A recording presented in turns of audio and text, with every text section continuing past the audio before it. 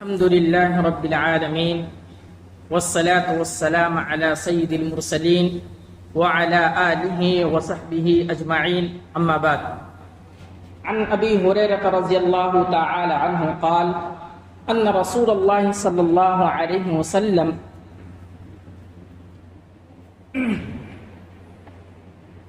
فيقول العبد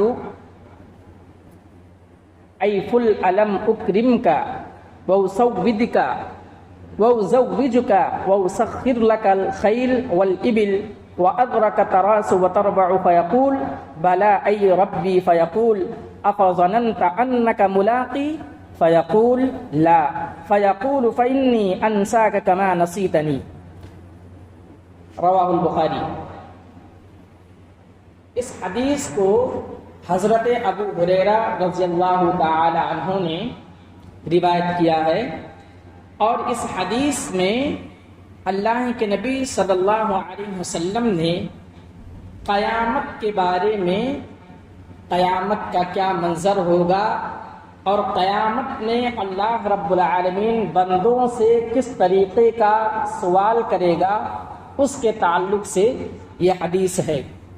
اللہ کے نبی صلی اللہ علیہ وسلم نے بیان فرمایا کہ اللہ رب العالمین ایک بندے سے سوال کرے گا، ایک بندے سے سوال کرے گا کہ کیا میں نے تمہیں عزت اور سیادت سے نہیں نوازا تھا؟ اسی طریقے سے تمہاری شادی نہیں کرائی تھی؟ تمہارے لیے اونٹ اور گھوڑے مسخر نہیں کیے تھے؟ اور تمہیں اس طرح نہیں بنا کر چھوڑا تھا کہ تم ریاست کے مزے لیتے تھے اور لوگوں کے مالوں میں سے چوتھائی حصہ وصول کرتے تھے؟ وہ بندہ کہے گا کیوں نہیں میرے رب، تو وہ فرمائے گا کہ تمہیں اس بات کا کوئی گمان بھی تھا کہ تم مجھ سے ملاقات کرو گے؟ تو بندہ کہے گا نہیں۔ تو اللہ رب العالمین فرمائے گا اب میں بھی اسی طریقے سے تمہیں بھول جاؤں گا جس طریقے سے تم نے مجھے دنیا کے اندر بھلا دیا۔ اس حدیث کے اندر اللہ کے نبی صلی اللہ علیہ وسلم نے بندے کے متعلق یہ بیان فرمایا ہے کہ اللہ رب العالمین ایک بندے سے سوال کرے گا اور اس کو اپنی 4 نعمتیں یاد دلائے گا، 4 نعمتیں یاد دلائے گا۔ پہلے اللہ رب العالمین کہے گا کہ میں نے تمہیں دنیا کے اندر عزت دی تھی۔ پہلی چیز، انسان کو اللہ رب العالمین نے مکرم بنایا ہے۔ یا ایھا الانسان ما غرک بربک الکریم۔ اسی طریقے سے کہا گیا وَلَقَدْ كَرَّمْنَا بَنِي آدم، ہم نے بنی آدم کو مکرم بنایا ہے۔ تو اللہ رب العالمین اپنی اس نعمت کو یاد دلائے گا اور کہے گا کہ کیا میں نے تم کو عزت دنیا کے اندر نہیں دی تھی؟ دوسرے اللہ رب العالمین نعمت یاد دلائے گا کہ کیا میں نے تمہیں دنیا کے اندر سیادت نہیں دی تھی، یعنی بادشاہت نہیں دی تھی؟ تم دنیا کے اندر بادشاہ ہوا کرتے تھے، تم کو جو ہے عزت کے ساتھ ساتھ ایک بادشاہوں والی زندگی دی تھی۔ یہ بندہ، آج دنیا کے اندر بہت سارے ایسے لوگ ہیں جو عہدے پر منصب ہیں، جو بہت بڑے بڑے عہدے پر اپنی زندگی کو گزار رہے ہیں، تو اللہ رب العالمین یاد دلائے گا کہ کیا میں نے دنیا کے اندر تمہیں منصب عطا نہیں کیا تھا؟ اور اس کے بعد تیسری نعمت اللہ رب العالمین یاد دلائے گا اور کہے گا کہ کیا میں نے تمہیں دنیا کے اندر تمہاری شادی نہیں کرائی تھی؟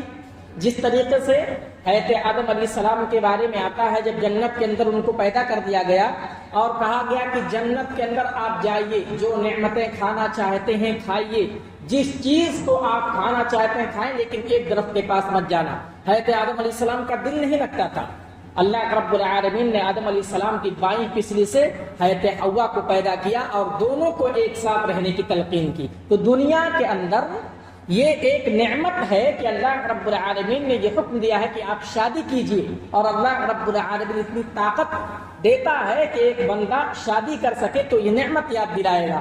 اور چوتھے، اللہ رب العالمین ایک نعمت یاد دلائے گا کہ میں نے تمہارے لیے گھوڑوں کو، اونٹوں کو تمہارے ہمراہ کر دیا تھا، مسخر کر دیا تھا، یعنی تم اس کو اپنی زندگی میں استعمال کر سکتے تھے۔ یہ 4 نعمتیں یاد دلانے کے بعد اللہ رب العالمین کہے گا کہ کیا تم کو کبھی خیال آیا دنیا کے اندر کہ تم مجھ سے ملاقات کرو گے؟ یعنی دنیا کی زندگی ختم ہونے والی ہے، دنیا ختم ہونے کے بعد پھر تمہارا سابقہ مجھ سے ہوگا۔ بندہ کہے گا کہ اللہ رب العالمین مجھے اس بات کا گمان ہی نہیں آیا۔ یعنی کہ ایک انسان دنیا کے اندر نعمتیں پانے کے بعد اللہ رب العالمین کو بھول جاتا ہے، مقصد حیات کو بھول جاتا ہے۔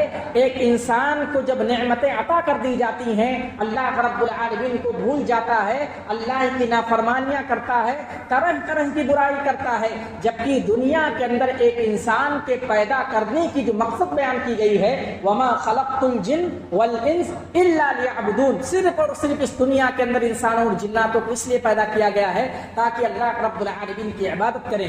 آج مسلمان، آج ایک انسان جب اس کو مال کی فراوانی مل جاتی ہے، جب وہ دنیا کے اندر بادشاہ بن جاتا ہے، دنیا کے اندر کسی عہدے پر فائز ہو جاتا ہے، دنیا کے اندر تمام چیزیں جب اس کو میسر ہو جاتی ہیں، اس رب کائنات کو وہ بھول جاتا ہے جس نے اس کی دنیا کو رچایا بسایا ہے، جس نے اس کی زندگی کو خوبصورت بنایا ہے، جس نے اس کے لیے تمام اشیاء کو میسر کیا ہے، وہ اللہ رب العالمین کو بھول جاتا ہے۔ اور اللہ رب العالمین کل قیامت کے دن کہے گا، حدیث کے الفاظ ہیں، جس طریقے سے تم نے دنیا کے اندر مجھے بھلا دیا تھا آج میں تم کو بھلا دیتا ہوں۔ قرآن اس بات کی تصدیق کرتا ہے، قال كذلك اتتك آیاتنا فنسیتها وكذلك اليوم تنسى، جس طریقے سے تمہارے پاس دنیا کے اندر ہماری آیتیں آئی تھیں اور تم نے ان آیتوں کو بھلا دیا تھا، آج ہم تم کو اسی طریقے سے بھلا دیں گے۔ تو کل قیامت کے دن اللہ رب العالمین ایسے لوگوں کو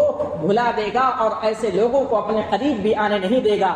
تو اس حدیث کے اندر ایک پیغام ہے، بہت بڑا پیغام، کہ ایک انسان دنیا پرستی میں مگن نہ ہو، دنیا داری میں نہ لگ جائے، دنیا میں آنے کے بعد اس بات کا خیال کرے کہ وہ اللہ رب العالمین کے سامنے کھڑا ہوگا، اللہ رب العالمین اس کے بارے میں سوال و جواب کرے گا، اللہ رب العالمین ہر ایک اعمال کے بارے میں اس سے سوال کرے گا اور ہر ایک بندہ اس کا جواب دہ ہوگا۔ ایسا نہیں ہے کہ دنیا کے اندر فراوانی آ گئی، دنیا کے اندر خوشحالی آ گئی، آپ اللہ کو بھول جائیں، آپ اللہ کے فرمان کو بھول جائیں، آپ اللہ رب العالمین کے بتائے ہوئے طریقے پر نہ چلتے ہوئے دوسرے طریقے پر چلنے لگے۔ یہ جو ہے ایک مسلمان کی، ایک اسلام والے کی، ایک مومن کی شعار نہیں ہے۔ اس کو ہر وقت آخرت کی تیاری کرنی چاہیے، ہر وقت اللہ رب العالمین کو یاد کرنا چاہیے، ہر وقت قیامت کے بارے میں سوچنا چاہیے، ہر وقت قبر کے بارے میں سوچنا چاہیے، ہر وقت آخرت کے بارے میں سوچنا چاہیے۔ دنیا پرستی میں مگن ہو کر کے، دنیا داری میں مگن ہو کر کے، دنیا کی آشائشوں کو پا کر کے وہ اپنی جو ہے آخرت کو برباد نہ کرے۔ اس حدیث کے اندر یہی بیان کی گئی ہے، اور اگر کوئی ایسا کرتا ہے تو اللہ رب العالمین اس کو کل قیامت کے دن بھلا دے گا، اس کی طرف دیکھے گا بھی نہیں، اور وہ اخیر میں جہنم میں داخل کر دیا جائے گا۔ تو اس حدیث کا مفہوم یہی ہے کہ آپ جو ہے دنیا کے اندر اس طریقے سے زندگی گزاریں کہ ہمیشہ اللہ رب العالمین کو یاد رکھیں، اللہ رب العالمین کے فرمان کے مطابق زندگی گزاریں، نماز کی پابندی کریں، قرآن کی تلاوت کریں، ذکر و اذکار کریں، اپنے گناہوں کی معافی تلافی کریں، اللہ رب العالمین سے روئیں، اللہ رب العالمین سے گڑ گڑائیں، اللہ رب العالمین کے سامنے سجدے کریں، اسی میں کامیابی ہے۔ اور اس کے علاوہ اگر کوئی آدمی دوسرے طریقے سے زندگی گزارتا ہے تو اللہ رب العالمین اس کو کل قیامت کے دن بھلا دے گا اور اس کا ٹھکانہ جو ہوگا جہنم ہوگا۔ رب العالمین سے دعا ہے کہ اللہ رب العالمین تو ہمیں کہنے سننے سے زیادہ عمل کرنے کی توفیق عطا فرما، اے اللہ رب العالمین تو ہمیں آخرت کی تیاری کرنے کی توفیق عطا فرما، اے اللہ رب العالمین تو ہمیں دنیا پرستی سے ہماری حفاظت فرما، آمین۔ وآخر دعوانا الحمدللہ رب العالمین۔ السلام علیکم ورحمۃ اللہ وبرکاتہ۔